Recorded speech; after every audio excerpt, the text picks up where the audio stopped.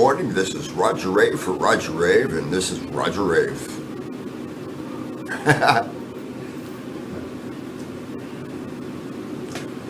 Roger Rave for Roger Rave, and there's the Rave. There's been some erroneous reports about a heat wave, and some people actually thought it was hot. News on the home front. Taliban has declared the heat over. Now all your weirdos with detonators in your backpacks on your subways can now go home. So anyways, I guess I wanted to come on here. Hold up the torchlight. That's what I wanted to come on here for. Stand on the soapbox. Get on the soapbox. Try and get some light over here, actually. Gonna move these around a little bit. You got the same protocol. I know. Hang on a minute.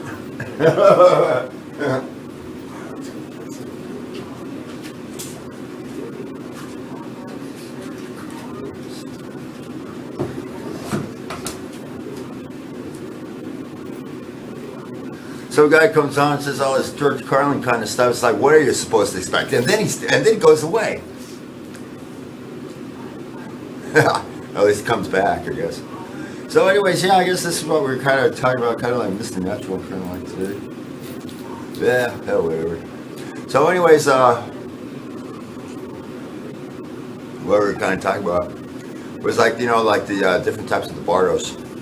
I'll have to look this up to see exactly how many specific bardos there are. I think there's like 7 bardos. In Nichiren and Daishonin Buddhism, there's 10 worlds. You know, it starts with like hell, stupidity, fear.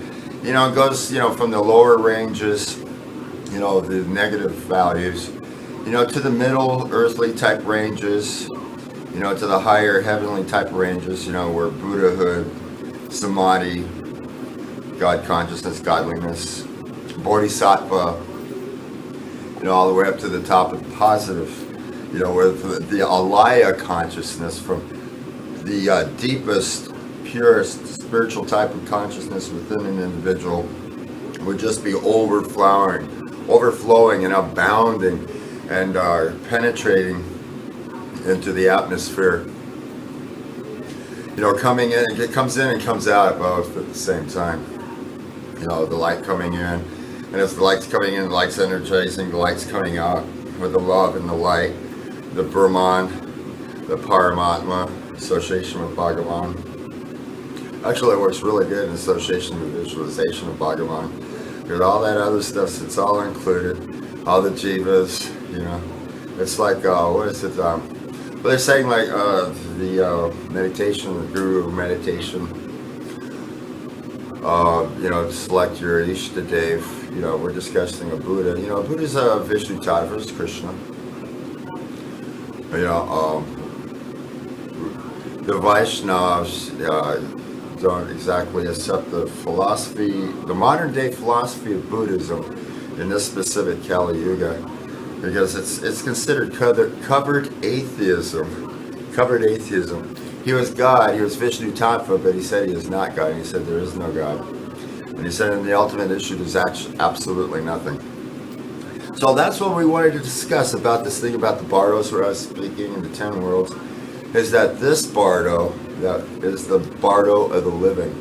And then the other bardos, you know, of afterlife type. Bardo of reckoning, of becoming, bardos of liberation. Now in each of the bardos, liberation is attained, or can be attained, is available to attain. And in each of the bardos, there's a reason why, if someone doesn't become enlightened within that bardo, like let's say in this living bardo, maybe just people just don't accept it, they just don't believe it, they just can't become purified enough. So there's some specific reasons. Like in another bardo, the light is as bright as 10,000 suns. So it has a tendency to draw the living entity away. You know, especially if they don't really understand what that is, that they actually become scared of it. You know, so there's different deities or different guideposts within the specific bardos to help to well, I guess if we're the deceased, What we're talking about, we don't remember our past and future lives. Or should we say, as we don't know of our past and future lives.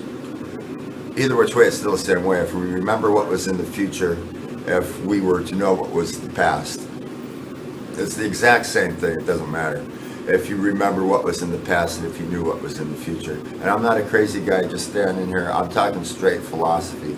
It's a specific type of a remembrance that you would know. Let's put it that way. So, but in this realm, we don't specifically have access to that. You know, and there's a reason for that. We identify with the material body. And that's exactly what happens when we're not in the purified states. Or if we're not purified, we're identifying with the material body only. So this is the problem that we wanted to get to, and I'm going to demonstrate this, right? And this is going to blow everybody's mind. And if you don't dig it, you know, I'm sorry, but you know, but this is actually really the hassle with this whole damn thing. If you're the material body, and in fact, Krishna says this is the material body, about the material body. He says, if we are the material body, and if you do fall on the battlefield, then, you know, hey, if you're just a bunch of atoms, then what did it matter anyways? Fight. You know, but we're spiritual souls within material body. Alarm. I see. Alarm. Time to wake up. Who set the alarm in the morning? What is it? It's a danger warning. Here's your alarm. Some sort of what do you got fire alarms. What kind of alarms you got? Burglar alarms. You got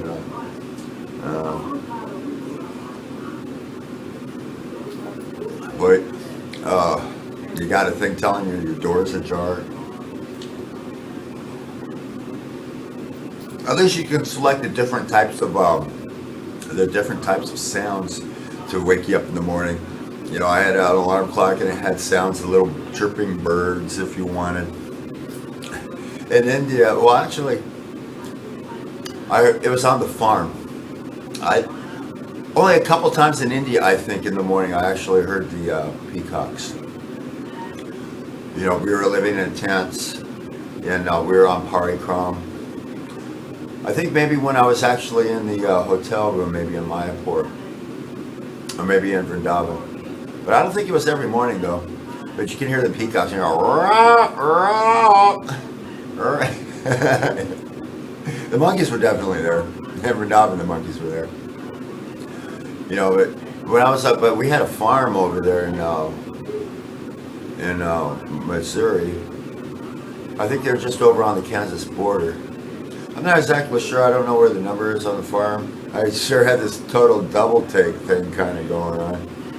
You know, I'm supposed to be a brahmachari, so I don't know what the deal is with this thing. It's just all of a sudden it was this big case of deja vu. I guess the mother's there. She takes care of all the children. They're teenagers through these days. I'm not sure if they're her kids or not. So who knows? She was from England too. Yeah, that's probably why there was some sort of a double take on my part. I know she came and figured it out, and we were friends. You know, in the presence of Maharaj, you know, I just tried to keep it like really cool. As Maharaj was present, I didn't want to show off familiarity, you know, to disrespect Srimasi.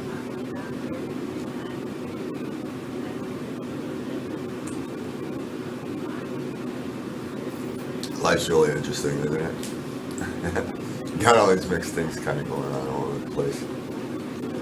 So, what it is that with the identification of the material body, if you're under the impression that when the body is finished, when there's no more electrical impulses, no more signs of life, it's deteriorating, and you just simply just go to sleep and it just turns off, and then there's nothing. Well, for some reason that flat line, you know, just seems to keep going. For some reason, we don't really comprehend a concept that it just turns off. That's the problem. And there's still this flat line of a nothing. It's just going to be nothing for here on out. If there's going to be nothing from here on out, there's no here on out. There's no nothing at all. But the thing is, there's no such thing as non-existence. That's the issue, and that's the problem. You're not going to be flatlining when there's nothing to perceive any flatline. If you're the material body, there's no signs of electrical impulses. It's deteriorating. The only things that happens, I guess, is the fingernails still grow and the hair still grows.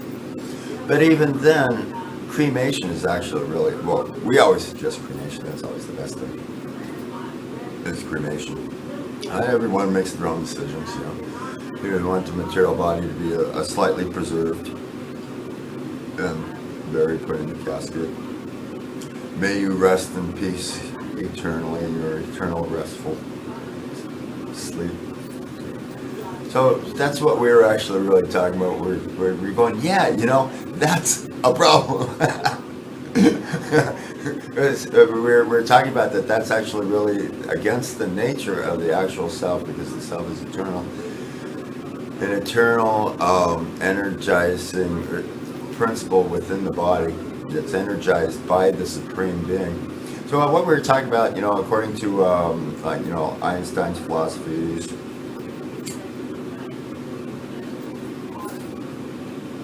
glowing coffee.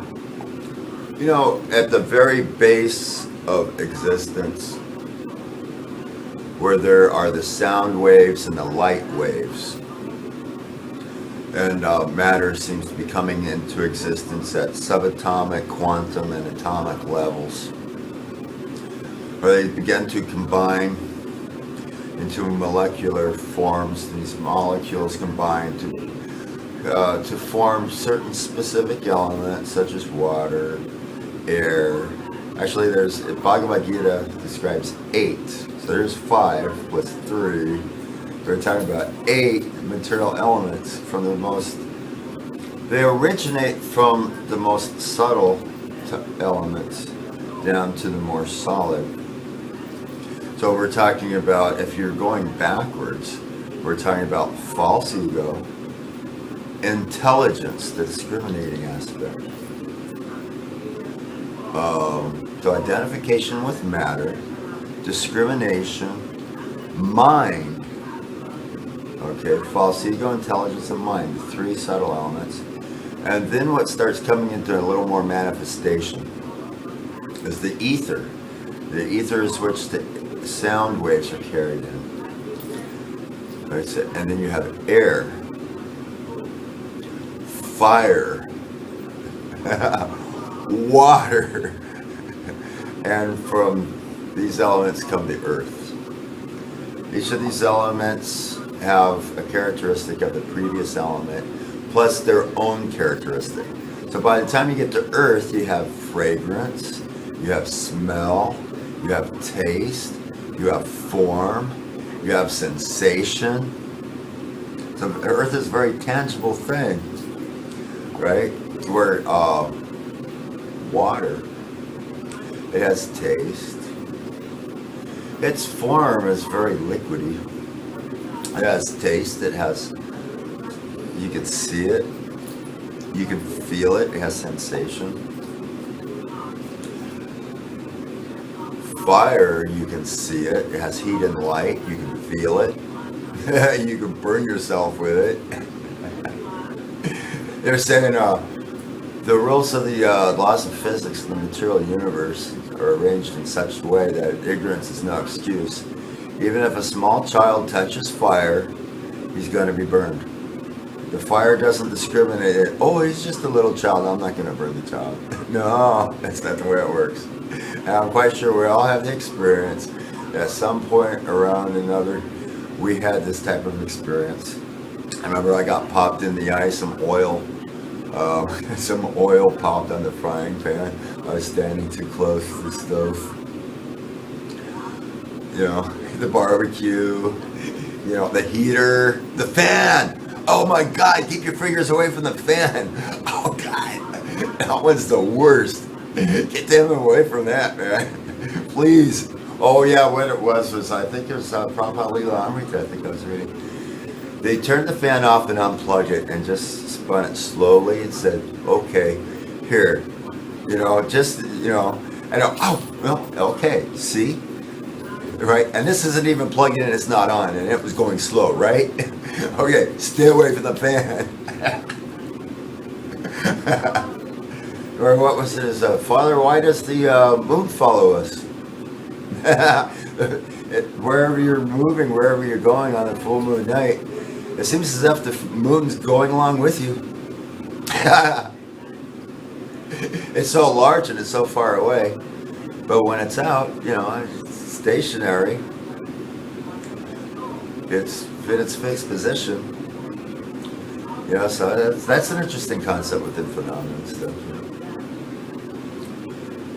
So what we were talking about here, that was the point that I wanted to get about the existence and non-existence. To even try to comprehend or try to perceive a non-existence is actually really against their nature. Oh yeah, she was going, does not compute, meltdown. So, what was the other thing? I guess I was getting to something else. I guess I was looking at the clock here. It was like about 10, 16 minutes. I guess that's pretty good for a Roger Rave. I guess I was looking at like 20 minutes. Let's talk about some other stuff. Today in history, on this day in history, Arjuna tells Krishna that he's not going to fight. Yeah, that was very good. Talking about like different shows, the teachings in history, where talking. On this day in history in 1776, General Admiral Cornwallis surrenders to George Washington's American Revolutionary Army. So, oh yeah, and then what they do, they interview George Washington, they interview George Cornwallis. So, they'd interview Arjuna, they'd interview Krishna, interview Dhritarashtra, the different cousins, Bhima, and grandfather Bhishma. On this day in history, grandfather Bhishma falls on the battlefield in an array of arrows in which he was pierced by so many arrows his body no longer touched the ground.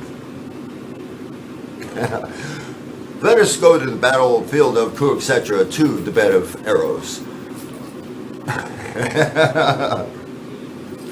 Yeah, so it kind of gives it a kind of a twist and stuff like that, I do that with the Ramayana. On this day in history, Hanuman defeats the armies of Sri Lanka to aid Lord Ramchandra in delivering Sita, the mother of the universe, from the wrath and the prisons of the demon Ravana. Okay, well, I guess that's about it on this. So, hey, good morning. Okay, we'll talk to you later. Okay, see ya.